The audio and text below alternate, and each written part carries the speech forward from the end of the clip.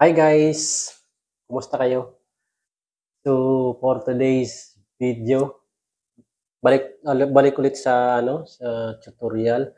Kasi may napansin ako sa mga videos na ina-upload nitong kakubo natin na iba na mayroong yung green screen o green background sa nila, yung sa subscribe button nila na inaano diyan sa mga videos nila. So, guys, pwedeng tanggalin 'yan. Ang gamit nating tanggal yan ay yung apps na CapCut. Doon tayo mag-i-edit. So, i-share ko sa inyo kung paano tanggalin. Madali lang to guys.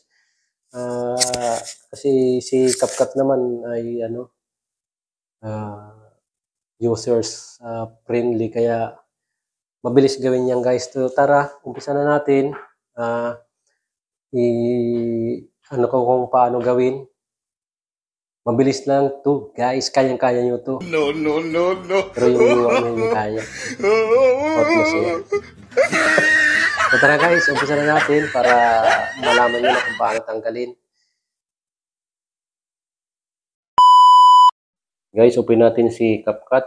Add project tayo. Punta tayo sa library. Tapos hanap tayo ng gusto nating video background na ilalagay natin. So ito napili ko. Tapos ilalagay natin mamaya yung subscribe button. Ang gagawin muna natin, ikakat muna natin yan, video, background.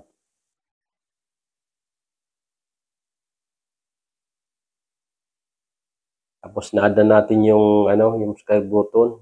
Pagkatapos nating i-cut, i-overlay natin yan. Hanapin yung overlay yan. Tapos yan, sobra pa rin guys. I-drag nyo lang papunta sa dulo. Dulo.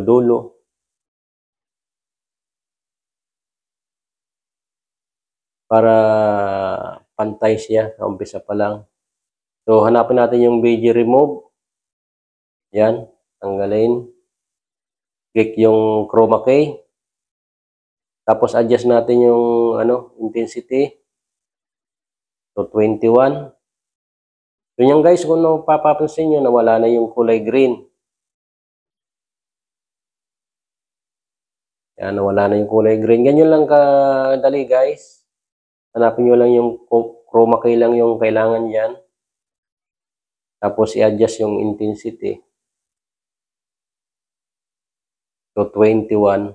Or depende sa kung ano yung pasok sa nyo. Sa gusto nyo.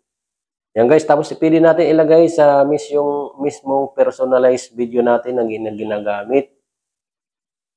O yung ina-upload natin. So ito yung yung sample ng video, yung papasok si Lonely Boy na panggabi. Tapos lalagay natin yan guys yung yung subscribe button. Ganun pa rin gagawin guys, chroma key pa rin. Hanapin lang yung video remove, tapos hanapin si chroma key. Hindi siya dahil wala naman talaga siya. Hanapin ulit guys chroma key, tapos video remove. Hanapin si chroma key, tapos i-adjust yung intensity to 21. Tapos guys, pwede nyo yang paliitin at palakihin yung subscribe button na yan. Yan guys, makita nyo at nawala na rin si green screen. Pwede nyo paliitin. Yan, i-drag nyo lang tapos i-ano yung video ng subscribe button pala, sorry. Kung mapapansin nyo guys, lumiit na. Yan. Pwede nyo sa gilid, sa gitna, sa taas, sa baba, kung saan nyo gustong ilagay. Ganyan lang kadali guys pagtanggal ng green screen. Hanapin pag CapCut gamit nyo. Tapos dyan guys, ready to save na. Yan, kung mapapansin nyo, wala na si green screen o green background. Yan. Wabi na, di ba? Tapos guys, maglalagay pa rin tayo. Gagawa pala tayo ng intro gamit yung green screen pa rin guys. Open natin ulit si CapCut at project tayo. Hanapin natin yung green background. Yan. Click natin yan.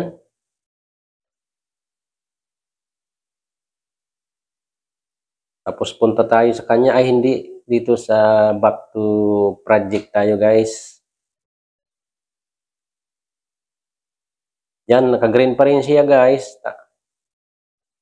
Naka-green pa rin. Tapos ganun pa rin yung gagawin natin guys. Hanapin si BG Remove. Mamaya, maglalagay muna tayo ng text. Dahil intro nga, welcome to my channel. Yan. Tapos, ano tayo ng effects. Kung ano yung gusto niyo, wag lang siya. Ito nga yung paborito ko dito, yung nag-aapoy. I-adjust lang guys yung ano, yung bilis. Yan na po, may kulay blue sa baba. Maglagay rin tayo ng outro. Kung ano yung pasok din sa, kung ano yung gusto nyo, pili lang kayo dyan. Sa in animation at out animation. Out animation, pag gusto nyo nang mawala siya sa buhay nyo. Ay, hindi pala. Mag-out na siya. Tapos add ulit tayo guys ng text. Dahil nga intro ito. Welcome to my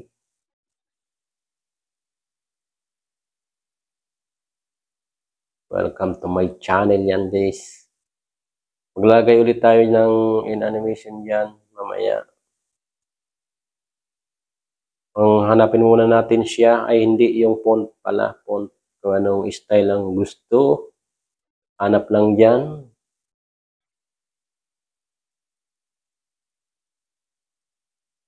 Yan siya yung napili natin. I-adjust lang natin guys yung laki. I-adjust yung laki.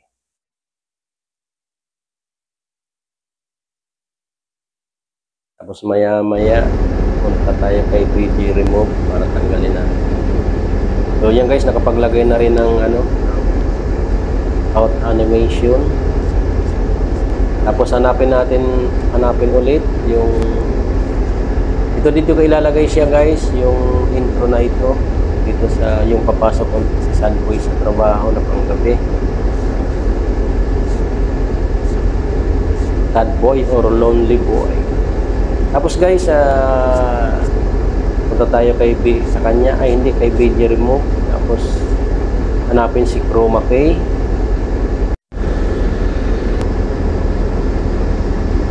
Yan, BG, tapos hanapin si Chroma Key. Save muna.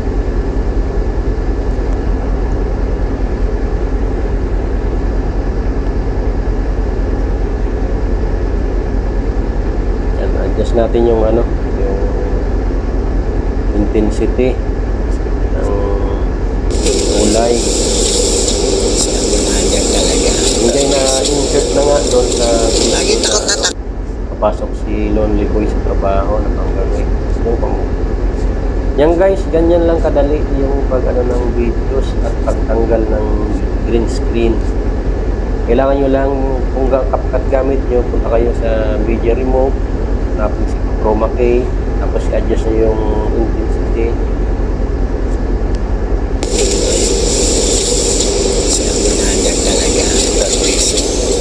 Yan, okay na guys, ready to save na. Yan, ready to save. Lagi takot na takot. May naglag-lagang pang ano, Maria, Agol.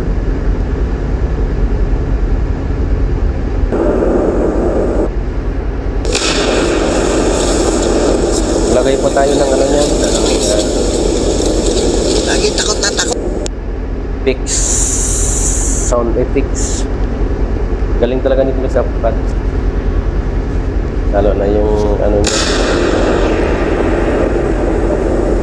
in animation. out animation.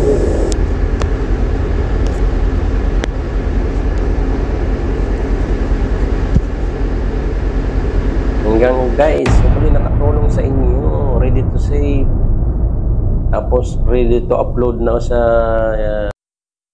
so yan lang guys, hopefully nakatulong sa inyo kung paano tanggalin yung green screen na ginagamit o insert natin sa ating videos. Basta yung kailangan lang is chroma key, tapos adjust yung intensity na kung ano yung pasok sa ano nyo, sa tingin nyo na okay na. So, sigurado lang guys na wala ang sabit yung green kasi minsan may naiiwan na may green pa rin. So, mas maganda yung ano, yung wala siyang sabit. Hindi parang yung X mo na may sabit pala. Sorry. Ayun yan guys, basta i-adjust nyo lang yung intensity gamit yung chroma key, tapos intensity, adjust nyo sa 21 or 22 basta hanggang 25. Pag nasobrahan kasi guys na in-adjust nyo hanggang 30 pataas, mawawala yung ano yun, kasama nang mawawala yung sa button ng ano, sa subscribe button, mawawala yun. Kasi nasobrahan yung ano ng intensity. So, kaya yung gawin nyo, yung tama lang na ano, pasok din sa, basta i-adjust nyo lang kung ano yung pasok sa tingin nyo na tama na okay na sa inyo. Guys, ano, kita-kits sa aking susunod na videos na i-upload. So, huwag kalimutang mag-like kung nagustuhan nyo yung video, mag-comment na rin, paki-share na rin, sharing is caring nga. Tapos, mag-subscribe na rin sa mga hindi pa nakapag-subscribe. Tapos piliin yung bell all para updated kayo sa mga bagong videos na ina-upload. So yan guys, maraming salamat.